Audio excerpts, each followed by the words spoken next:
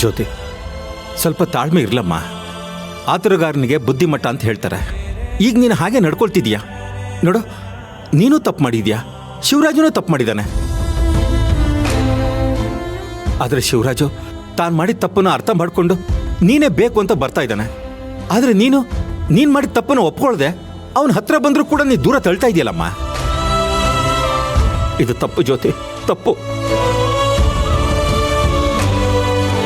ನೋಡು, ಆ ಭಗವಂತ ಅವಕಾಶನ ಪದೇ ಪದೇ ಕೊಡಲ್ಲ. ಕೊಟ್ಟಾಗ ಮಾತ್ರ ಬಿಡಬೇಡ. ಜ್ಯೋತಿ, ಒಂದು ಮಾತು ಹೇಳ್ತೀನಿ ಕೇಳಮ್ಮ. ಅವನು ದೂರ ಆಗಬೇಕು ಅಂತ ಎಷ್ಟು ಪ್ರಯತ್ನ ಪಡ್ತಿದ್ಯೋ ಅದರಲ್ಲಿ ಒಂದು ಭಾಗದಷ್ಟಾದರೂ ಹತ್ರ ಆಗೋದಕ್ಕೆ ಪ್ರಯತ್ನ ಪಡು. ಹೋಗ್ಲಿ ಬಿಡಮ್ಮ. ನೋಡು, ನೀನು ಹ್ಞೂ ಅಂದ್ರೆ ಸಾಕು, ಆ ಶಿವರಾಜು ಅಂಬಾರಿ ತಗೊಂಡು ಬಂದು ನಿನ್ನನ್ನು ಕರ್ಕೊಂಡು ಹೋಗ್ತಾನೆ. ನಿನ್ನನ್ನು ರಾಣಿ ಥರ ನೋಡ್ಕೋತಾನೆ. ಅಪ್ಪ, ನನಗೆ ರಾಣಿ ತರ ನೋಡ್ಕೊಳ್ಳೋ ಗಂಡ ಬೇಡ. ಹೆಂಡತಿನ ಹೆಂಡತಿ ತರ ನೋಡ್ಕೊಳ್ಳೋ ಗಂಡ ಇದ್ರೆ ಸಾಕು.